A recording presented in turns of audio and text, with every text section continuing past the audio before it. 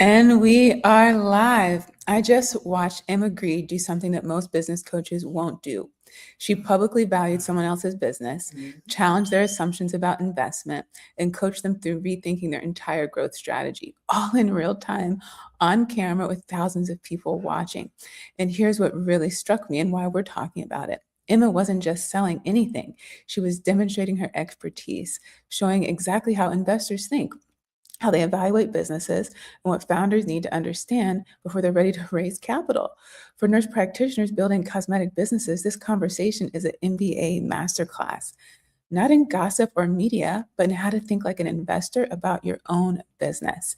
If you're new here, welcome. I'm Dr. Kimberly Madison, a doctorally prepared nurse practitioner and the founder of the Alliance of Cosmetic Nurse Practitioners. And tonight, we're going to break down Emma Grede's conversation with the founder of the Shade Room, Angelica Nwandu, teaching us about business valuation, figuring out what your business is worth, investment readiness, and how to be prepared to take outside money, whether you should do it, and strategic decision making at scale, making choices that help you grow big.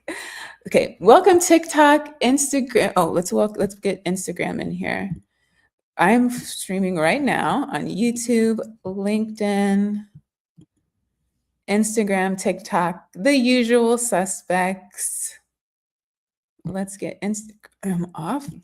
It always slows me down. Welcome, everyone.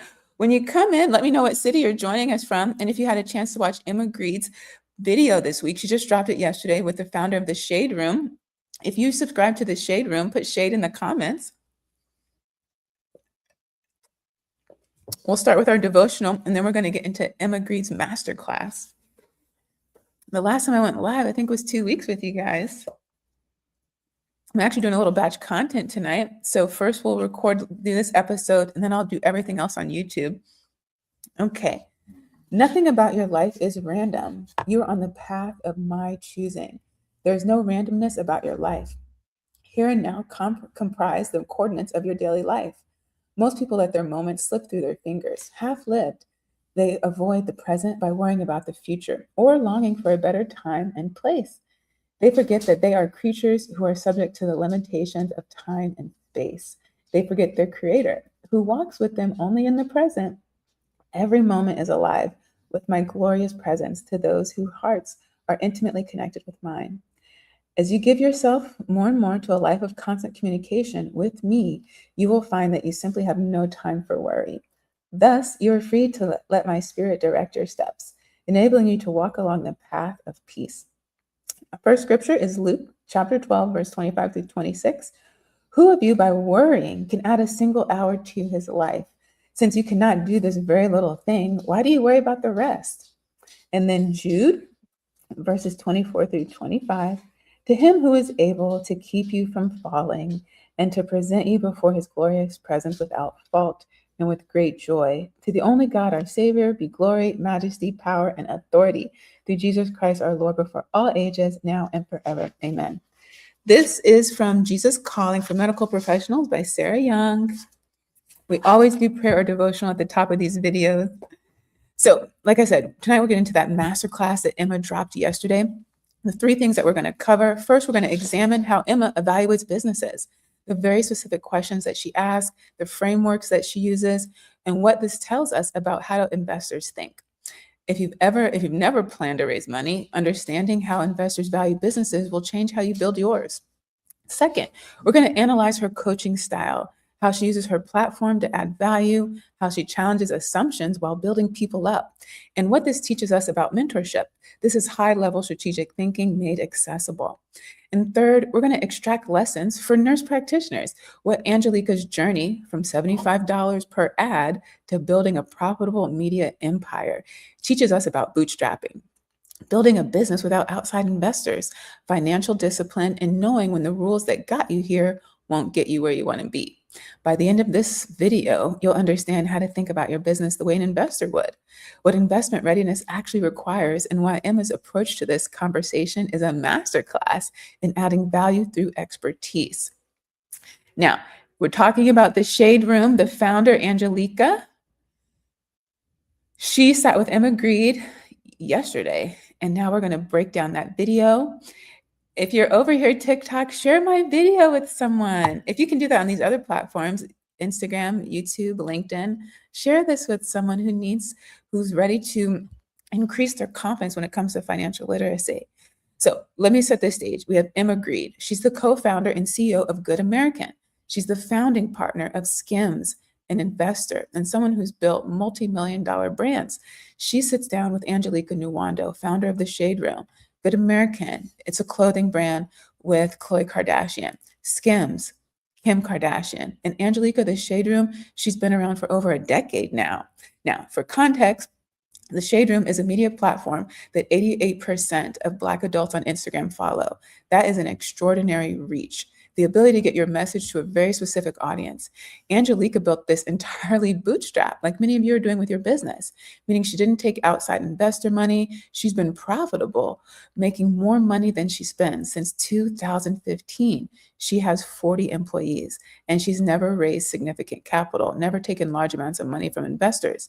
Emma's podcast is called Aspire. The whole premise is having honest conversation with founders about building businesses. What makes this episode different is that Emma doesn't just interview Angelica. She's coaching her in real time. Now, Emma, she does a different styles of videos, but this one is one of my absolute favorites. She also did one with the founder of Poppy. The granular detail that she has in these conversations, you can only appreciate it, one, if you're in business and you have big dreams for your business and your life and your community, the people you're trying to serve. I've been very public about my challenges with finding a certain caliber of mentorship, but Emma nails it on the head. Emma and Jasmine Star. I highly, highly, highly recommend them. If you're new into business or you're not quite sure if this is a thing for you, entrepreneurship, it might be a little bit over your head, but just keep watching. The exposure will increase your confidence and you'll get there if it's meant for you.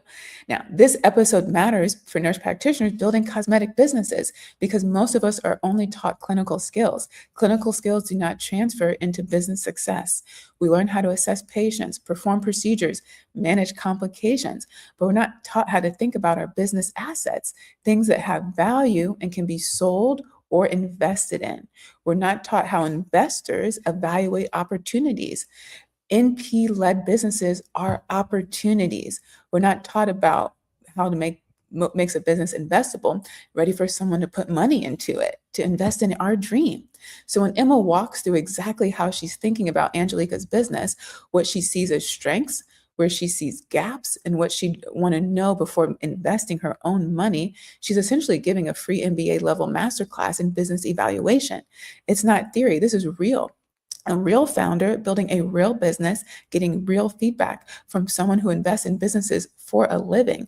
And the lessons translate directly to what we're building right here in the Alliance of Cosmetic Nurse Practitioners. So let's look at some specific questions Emma asked and what they reveal about how investors think. Number one, what does the business look like today? Is the Shade Room profitable? This seems like a very basic question, but watch what Emma is actually doing. She's not asking how many followers do you have. She's not asking what's your engagement rate. She's asking about profitability, whether the business makes more than it spends. And Angelica says, yes, we've been profitable since 2015. Now Emma follows up, and even with all that growth, you're experiencing. Yes, because we stay lean. She's profitable because they've been able to stay lean. Now, here's what Emma learned in 30 seconds. The business generates sustainable revenue, ongoing income. The founder understands unit economics, how much it costs to deliver services relative to what she charges. Growth hasn't required sacrificing profits. The business can scale without losing money. And the founder has financial discipline. She controls her spending. For nurse practitioner entrepreneurs, this translates directly. Can your practice make money consistently? That is the goal, everyone. Consistent revenue, whether it's on a monthly basis or quarterly basis, you want it to be predictable. Now, do you know what your break-even number is? The minimum revenue you need monthly to cover all your costs. Can you grow without going into debt? The next question, how are you measuring success at this point? Emma's not asking Angelica to brag. She's diagnosing whether she thinks like an operator, someone who does the work, or an owner, someone who builds systems and assets.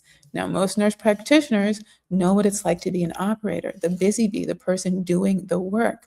But what we're struggling with is moving into that ownership position and trusting someone else to do the operation. Now, Angelica answers revenue is always an indicator, but now it's expansion. We're able to expand into other verticals. We're able to build perhaps the Shade Room Studios. And she wants impact. She wants to be able to make sure that she has an impact worthy of reverence beyond her time there. Now, what Emma hears, this founder is thinking beyond operations. She's thinking beyond being the best injector. She sees a business as a platform for building multiple revenue streams, not just getting paid from patients, not just getting paid from her PRN job, not just getting paid from her business, or not just getting paid from investment, multiple streams of income, different ways to make money. She's thinking about legacy, something that lives beyond her. Now, for cosmetic nurse practitioners, the question is, are you measuring success by how many patients you saw this week, or by whether you built systems that work without you? Are you thinking about building something that has value beyond your personal labor? Question number 3, do you ever see yourself competing with more traditional media? Where do you feel like you fit in the grand scheme of this industry?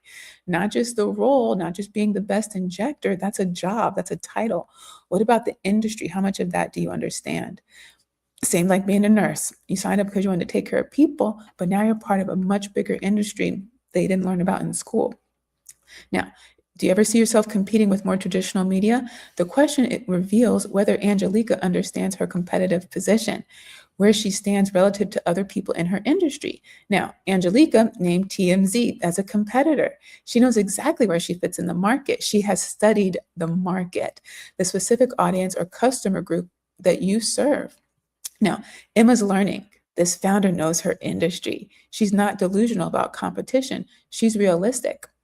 If you're a cosmetic nurse practitioner, who are your competitors? Not just other aesthetic practices, other med spas, wellness centers, but anyone competing for your clients' money. Medical spas owned by physicians, dermatologists offering cosmetics, even non-medical competitors like makeup artists or estheticians.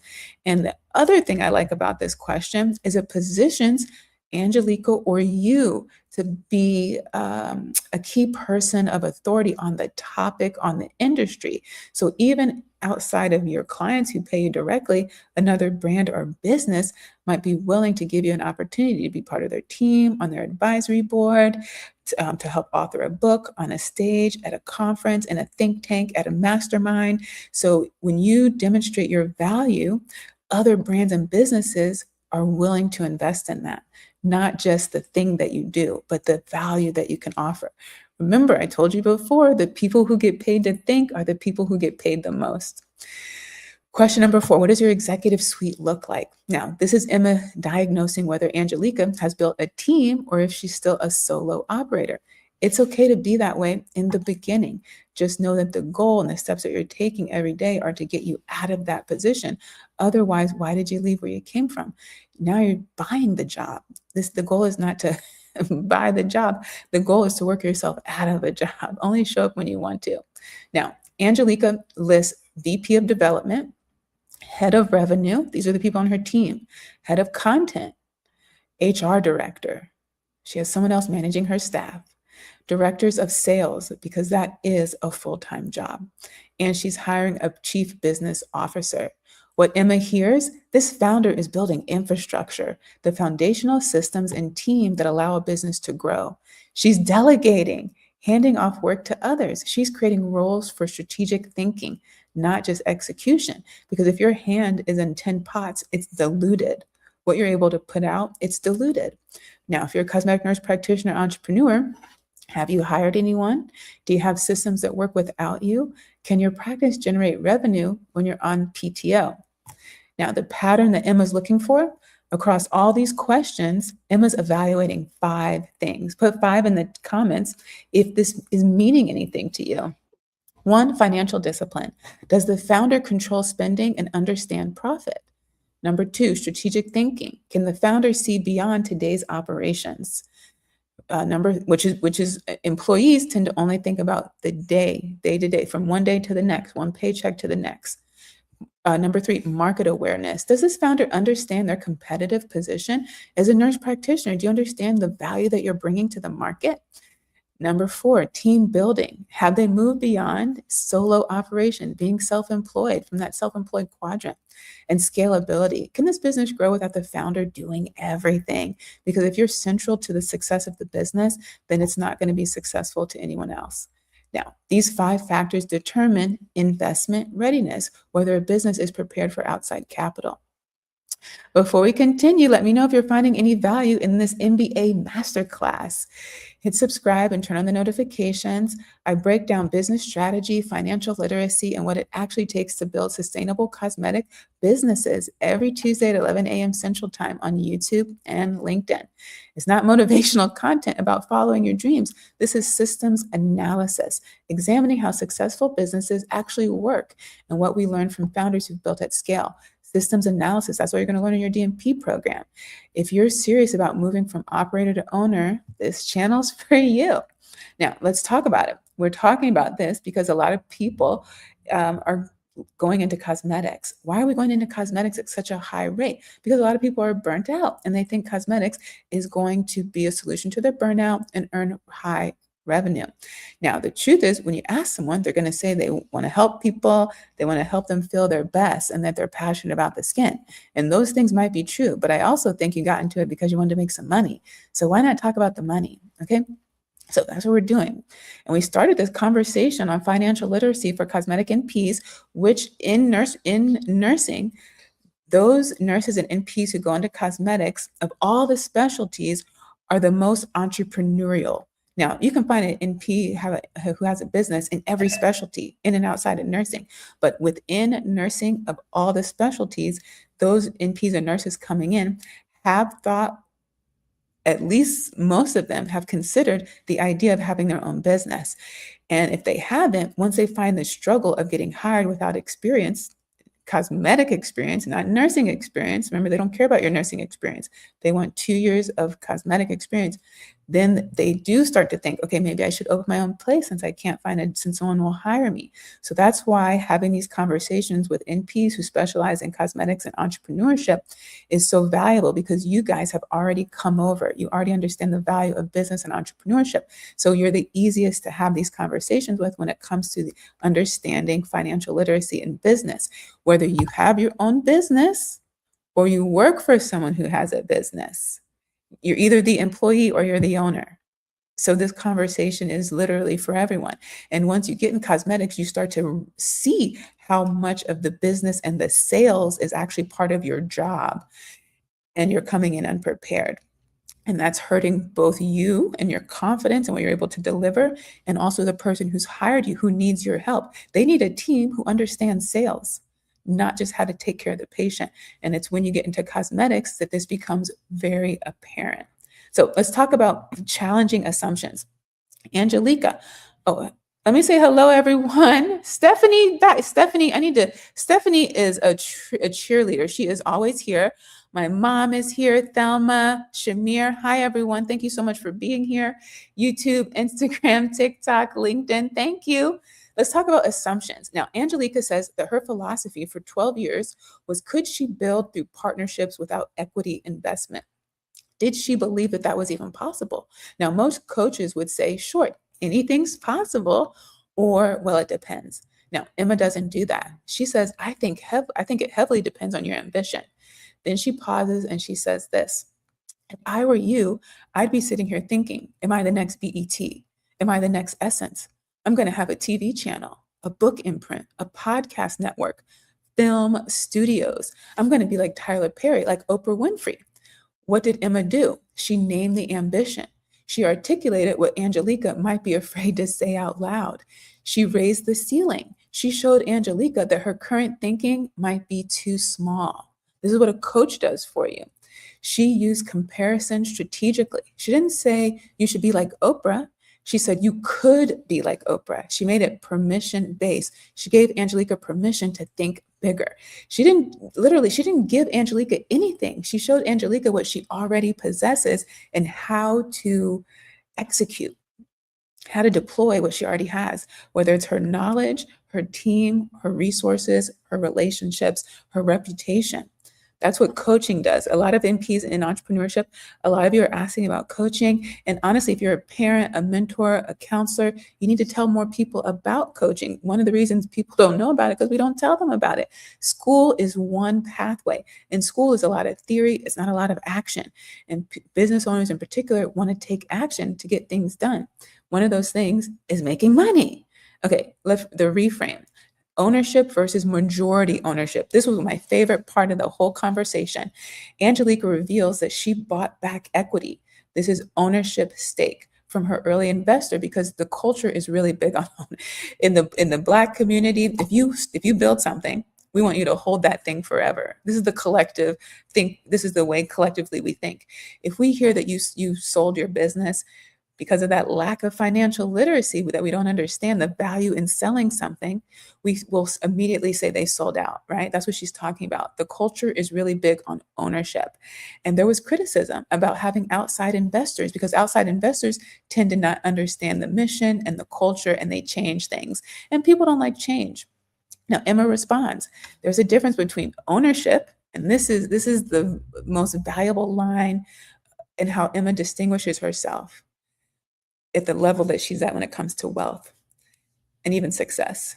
There's a difference between ownership and majority ownership. What you want is majority ownership. Say majority in the comments if you're following along. You want to have full control and decision-making power. Nobody wants to be rich when they're 75.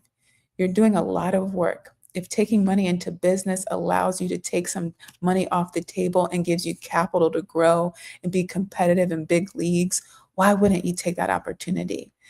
It's a reframe, changing how you think about something. Emma's shifting Angelica from ownership at 100% to ownership control. Then she says, Jeff Bezos. If you know who Jeff Bezos is, put Amazon in the comments. Jeff Bezos only owns 6% of Amazon. He is still one of the richest people in the world. Who's worrying about where the 94% went? Jeff's not worrying about it. This is what we call pattern interruption.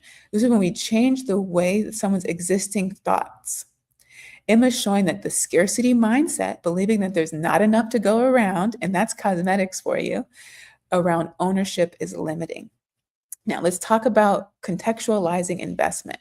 Angelica says, I've seen a lot of media companies raise money, but they don't know what the future of media is. So a lot of them have gone bankrupt. Just like in cosmetics, a lot of MPs within that first 2 to 3 years will go bankrupt. I wrote about this on the Mahogany Dermatology blog. This is real data. This is real data. Now, Emma says, then you raise with the future in mind. What's to say you wouldn't go raise money in Silicon Valley and be part of a brand new AI platform that is the future, right? Because Angelica doesn't want to duplicate what's already there. I'm not here to do what's already being done. I'm here to do what's not being done. That's what Angelica and Emma represent. There's gaps in a very competitive market. There are still things that other people are just not addressing. And you have a very unique lens based on your lived experience and your identities, your intersectionality, how you show up every day in the world. Now, see what happened? Angelica presented a concern. Emma didn't dismiss it. She reframed it as a strategic opportunity.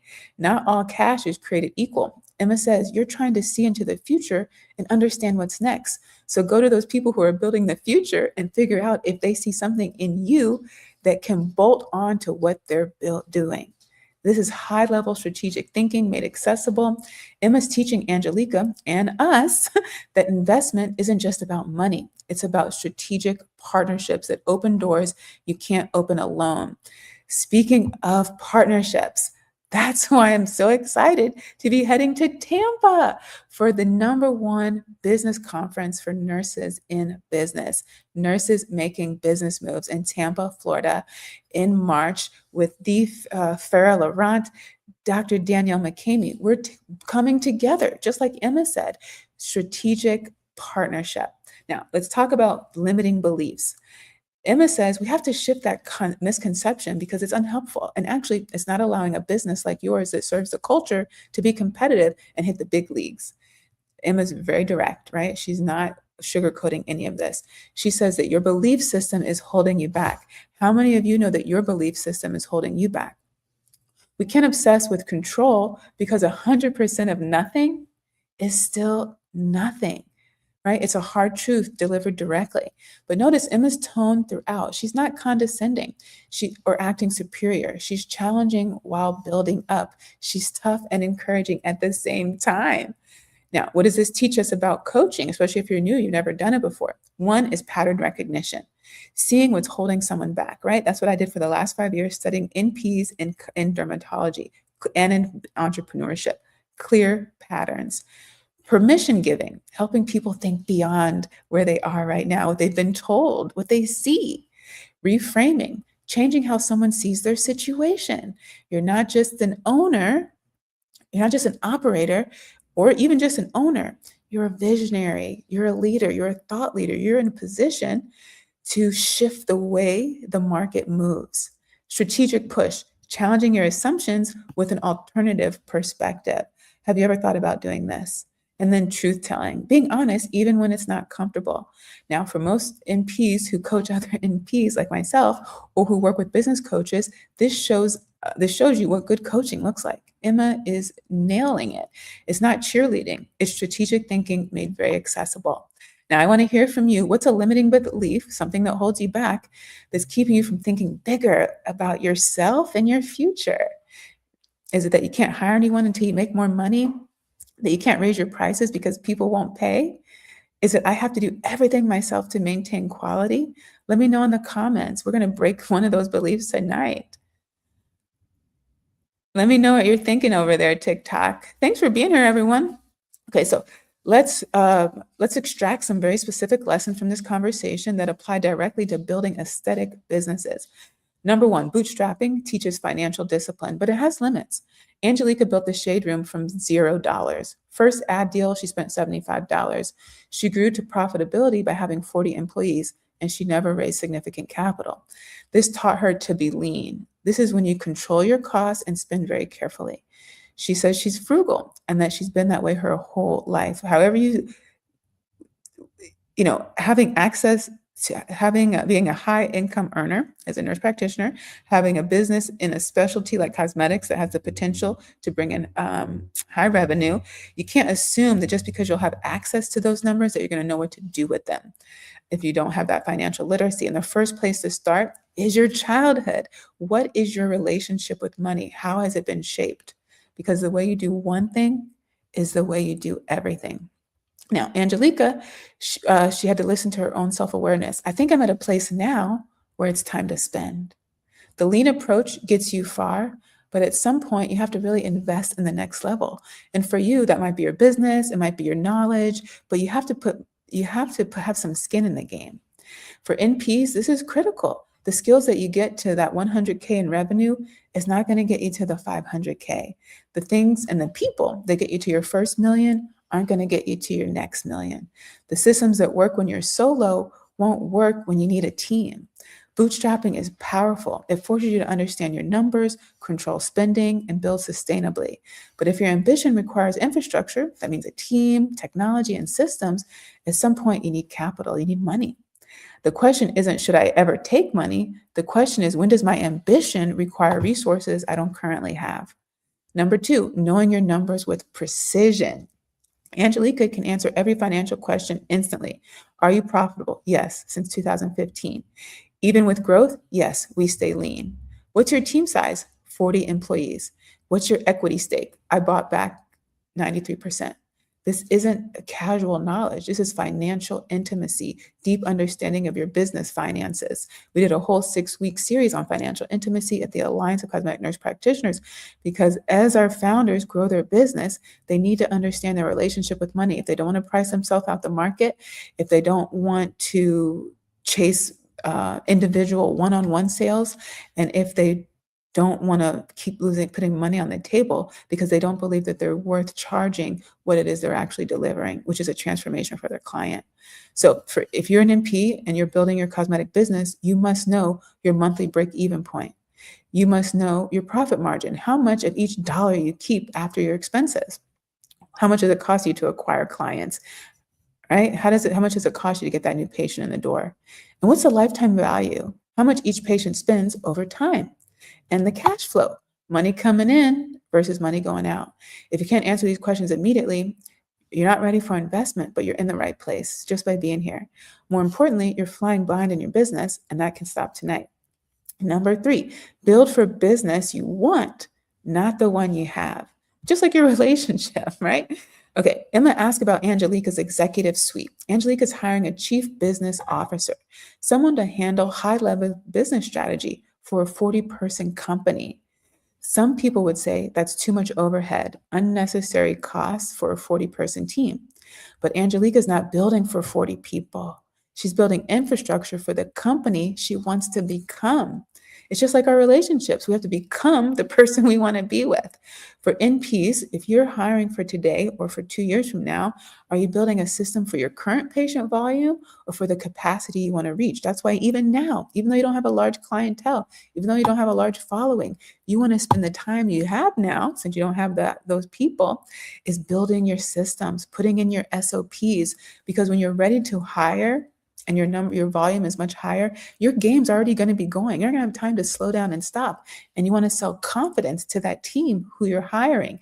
They want to see that infrastructure in place. They want to see that there's policies and procedures and that there's something that they can rely on. And they know when they step into the role, they're going to have the support they need. Build the infrastructure before you need it.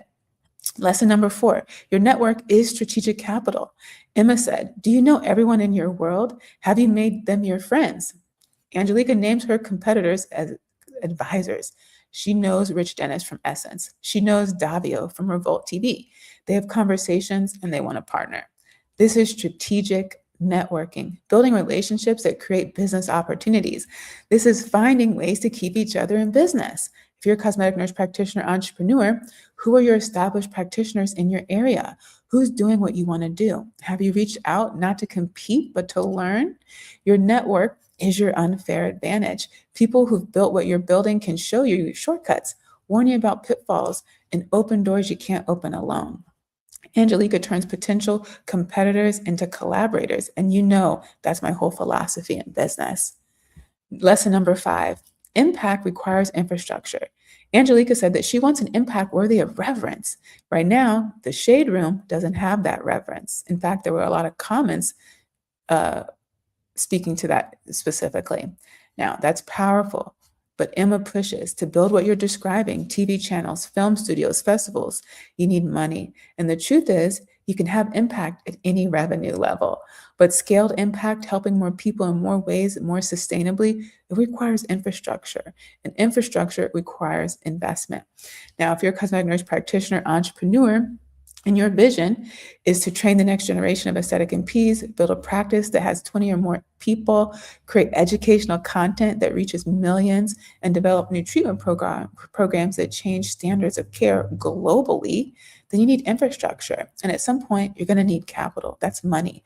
And all your capital and money isn't going to come from all your PRN jobs, right? This isn't selling out. It's strategic resourcing. You can only do so much in a day. You can only do so much as one person. Now, let's talk about ambition. Emma's most powerful framework. It heavily depends on your ambition. If Angelica's ambition is maintaining a lean, profitable business with 40 people, she doesn't need investment. If her ambition is building the next BET, she does. What's your actual ambition? Is it a boutique practice serving 20 patients per week, grossing $200K a year, giving you great work-life integration? Maybe it's a multi-location practice where you have 15 employees, grossing over $2 million a year, positioning you as your region leader. Maybe you want a national brand, a recognized household name with training programs, product lines, and media presence. All 3 of these are valid, but they require completely different strategies. Be honest about your ambition and then build the strategy that matches that. And if you hit a wall where you realize there's something you don't know, Don't block the capacity that you have. Think about bringing on professionals, whether they're part of your team on a permanent basis or on a retainer. Do what we tell our patients to do. Seek professional assistance. Now, what I want you to understand from Emma's masterclass is investors don't value your business based on how hard you work or how much you care. They value it based on your profitability, scalability, and your ability to grow. That's your market position, where you stand relative to your competitors, your team infrastructure, and your strategic potential. If you want to think like an investor about your business, ask yourself, is this business profitable without me working 80 hours a week? Can this business grow without me doing everything? Does this business have competitive advantages, things that make it hard to copy? Have I built a team that can execute without me? What's the strategic vision beyond operations? On investment isn't about giving up control. It's about strategic resourcing, getting the money and expertise you need to achieve your ambition. Remember Jeff? He owns only 6% of Amazon. Nobody's crying for Jeff. Ownership is about control and value creation, not percentage. No one is thinking about those other people. We only associate Jeff Bezos with Amazon. Now, when it comes to coaching, the best coaching is going to challenge your assumptions while building you up. Emma didn't tell Angelica what to do. She showed her what's possible and pushed her to think bigger. When you work with coaches or mentors, you want to look for people who ask diagnostic questions instead of giving you generic advice. They're going to challenge your limiting beliefs and reframe your problems as opportunities and give you permission to think bigger. They're also going to tell you the truth, even when it's uncomfortable for both of you. When it comes to building, the skills that got you here, the people that are in your life right now, if they could get you where you want to be, you would be there, right? That's the realization I had. And I had to change my perspective, change how I spend my time, and change how I spend my money. Angelica's frugality built a profitable business, but to reach her actual ambition, those shade room studios, she needs to think differently about capital, team, and scalability. And for you, what got you from side hustle to full-time practice isn't going to get you from solopreneur to business owner. Different stages require different strategies. Now, what I want you to do this week, and this connects directly to Emma, what Emma was diagnosing with Angelica, is your financial starting point assessment in the Money Workbook. Emma asked Angelica, is the shade room profitable?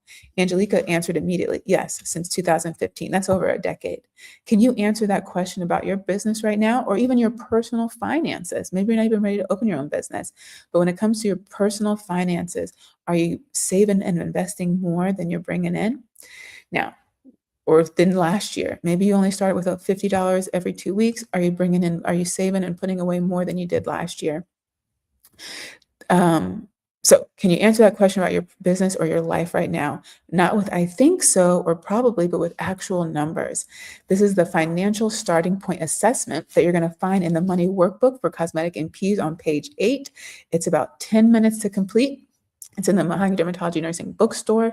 It's part of our quarterly series. Every quarter, we drop a new ebook on financial literacy. The first 3 days of each quarter, it's free to those of people on our email list. But if you're not on the email list, you have to wait till it drops, and it drops into the Mahogany Dermatology Nursing bookstore for $17.